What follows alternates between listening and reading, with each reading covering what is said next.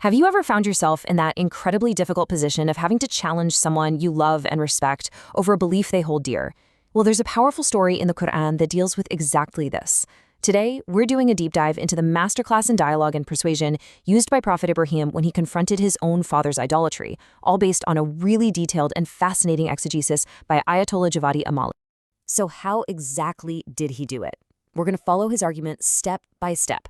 First, we'll look at the source of his unshakable confidence. Then, we'll see how he navigates that really tricky line between logic and family affection. After that, we'll break down his absolutely knockout logical argument, reveal who he says the real enemy in all this is, and finally, we'll look at the two starkly different destinies he lays out. Let's get right into it. All right, let's start at the very foundation. What gave Ibrahim the standing, the sheer authority to challenge not just his entire society, but his own father? Where did that incredible certainty really come from? And what you're seeing here is the source text we're analyzing. You'll notice that right from the get-go, the analysis makes one thing crystal clear. Ibrahim isn't just speaking from personal opinion. His entire case is built on a foundation that is much, much deeper than that. The text immediately introduces this crucial concept, ilmi laduni, which translates to divinely bestowed knowledge. Now, this isn't the kind of knowledge you get from reading a book or attending a lecture. It's a direct insight, a certainty that's granted directly from God. And understanding this is absolutely key to grasping the true weight of Ibrahim's word. And this comparison just illustrates the difference perfectly. On one side, you've got acquired knowledge, the stuff we learn. It's valuable, but it can be flawed. On the other side, you have Ibrahim's knowledge. It's infallible, it's certain, and it's exclusive to those with a direct divine connection. It's really the difference between a very well-reasoned theory and an undeniable capital T truth. So what this all boils down to is that Ibrahim is arguing from a place of divinely gifted intellect. This isn't just some youthful rebellion or an emotional argument. No, this is a higher form of reason, and that reason becomes his most powerful tool against the established traditions all around him. Okay, now this is where the story gets really compelling. He has this divine knowledge as his foundation, but how does he actually use it when he approaches his own father? This brings us to the core tension of the entire dialogue, that constant battle between cold, hard reason and the powerful, undeniable pull of family love. And right here in the source text, the author really digs into the beautiful nuance of Ibrahim's approach. See, he doesn't just storm in with cold, hard logic. He delivers an unshakable, irrefutable argument, but he wraps it in the language of deep respect and love for his father. The analysis breaks this down beautifully into two opposing paths. You have the path of burhan, that's logic, solid proof. It's stable, it's universal, and its destination is truth.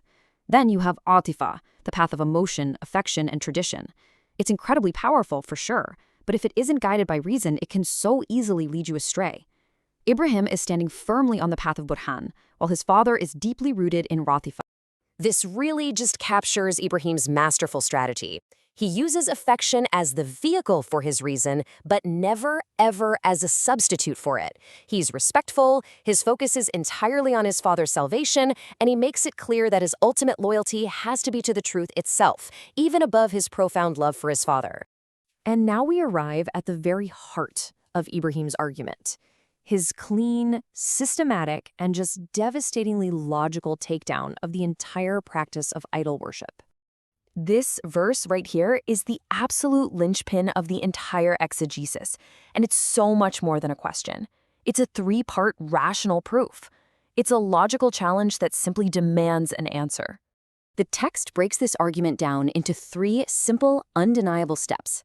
First, the object being worshipped lacks any perception. Second, it lacks any power.